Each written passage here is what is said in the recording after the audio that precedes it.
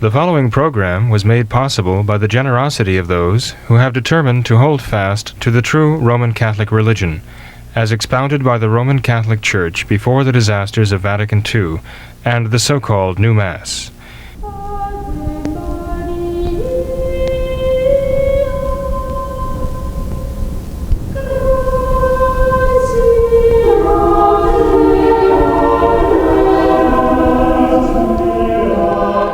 Welcome to What Catholics Believe.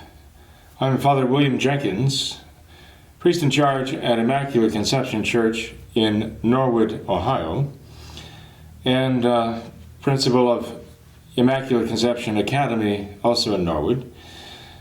This is a special edition of What Catholics Believe. We're going to be looking for a few minutes this evening at Francis's interview given some time ago, actually several months ago.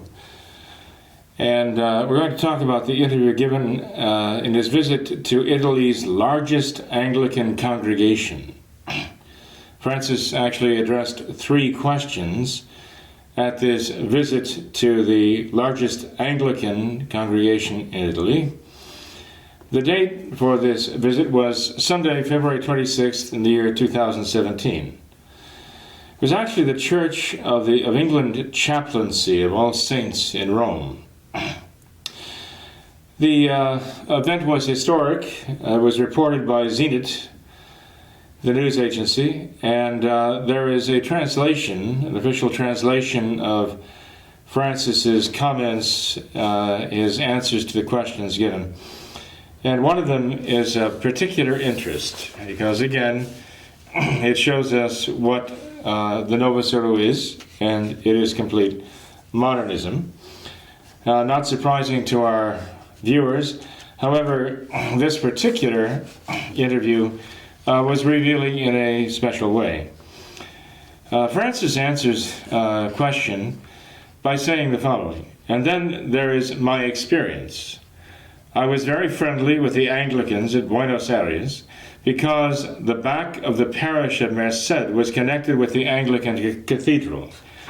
I was very friendly with Bishop Gregory Venables, very friendly. But there's another experience. In the north of Argentina, there are the Anglican missions with the Aborigines. And the Anglican bishop and the Catholic bishop there work together and teach. And when people can't go on Sunday to the Catholic celebration, they go to the Anglican. And the Anglicans go to the Catholic, because they don't want to spend Sunday without a celebration. And they work together. And here, the Congregation for the Doctrine of the Faith knows this. And they engage in charity together, and the 2 bishops are friends, and the 2 communities are friends." Well, being friends is one thing, but communicatio sacris is another. That is, actually taking part in the worship of each other's religions is a grave, grave sin. Absolutely condemned by the Catholic Church, certainly the traditional Catholic Church. Now, this is very interesting, actually.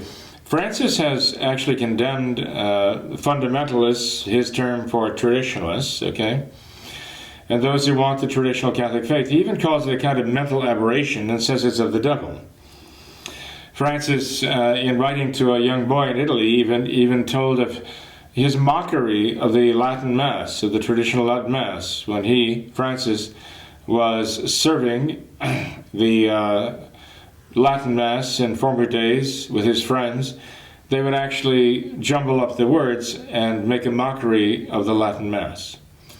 But Francis says now with great approval that the Novus Ordo Catholics in Argentina actually frequent the Anglican Mass as though they consider the 2, the so-called Catholic Mass and the Anglican liturgy, to be basically equivalent. And that's very revealing. Why? Well, because Francis is the quintessential modernist. He knows what the new Mass is really all about, the new liturgy. And he says, essentially, approvingly, that it is considered to be the equivalent as a rite of celebration of the Anglican liturgy. And he's right. He's absolutely right. That's exactly what the new Mass is. Such that those who are Catholics and those who are Anglicans can freely go from one to another and celebrate. Okay, these are celebrations. Nowhere does he say anything about the sacrifice of Calvary. Nowhere does he say that the Mass is the unbloody sacrifice of our Lord on the cross. Essentially, this is the meaning of the Mass. This is the very essence of the Mass. It is the sacrifice of Christ. And the fact that the Novus Ordo is not that, and Francis acknowledges it is not that, the fact that he has no intention of the new liturgy being the holy sacrifice of the Mass, meaning the renewal of the sacrifice of the body and blood of our Lord Jesus Christ, offered on the cross for us, is a bold statement of the modernist anti-faith. And the reason why it's important to point this out, I mean, Francis practically every day comes out with some new, as the French say, bêtise. He comes out with some new atrocity against the faith, some new insult to God, to Christ. And so one might get rather weary of hearing him and hearing about him say these things. But the fact is, there are still many, many people here in the world, some actually part of the Novus Ordo, the New Order construct of the modernists, some not even that, but who look to Francis for spiritual guidance. They even look to Francis to guide them in what the Catholic faith is. They still look upon him as being the voice of Christ in the world, the successor of Peter. They still look to him to tell them what the Catholic faith is or ought to be. And they're making an enormous mistake. And I think we have to continue pointing out Francis's very grave errors, not only errors, but blasphemies against the faith. And here we have another one in February of 2017, where he speaks approvingly. And not only that, but he says even the Congregation for the Doctrine of the Faith is aware of this, that in northern Argentina, the Novus Ordo Catholics and the Anglicans, with the approval and direction of their own bishops, actually frequent each other's liturgies. And I'm sure when they go, the Novus Ordo Catholics, so-called, receive the wafer at the Anglican communion service, and the Anglicans, no doubt, receive the wafer at the Novus Ordo liturgy, what they facetiously call the Mass, even reluctantly call the Mass. And so it is, and people need to face reality. They need to face the reality that the Novus Ordo is not Catholic. It is not the Catholic religion. It is not the practice of the Catholic faith. It is pure modernism, which is the most virulent form of anti-Catholicism. So we need to face the fact that those who actually are trying to practice the traditional Catholic faith within the context of the Novus Ordo are basically living a lie. They may not be willing to admit it, but they are, because they're trying to make themselves believe, and they're trying to make others believe through their behavior, that these two things are compatible, and they are not. When Pope Pius XI stated very flatly, it is impossible for someone to be a true Catholic and a sincere socialist, he was saying that there are two things that are intrinsically opposed to each other, that they are so mutually opposed that you can't be one without renouncing the other. You can't exalt one without attacking the other. You can't promote one without destroying the other. And so it is with modernism and Catholicism. And those who try to wed the two and pretend that they can practice the traditional Catholic faith within the Novus Ordo structure are no more actually justifiable than those who claim they can practice the Novus Ordo within the traditional Catholic faith, in the traditional Catholic Church. Pope Pius X made it very clear in his encyclical on modernism.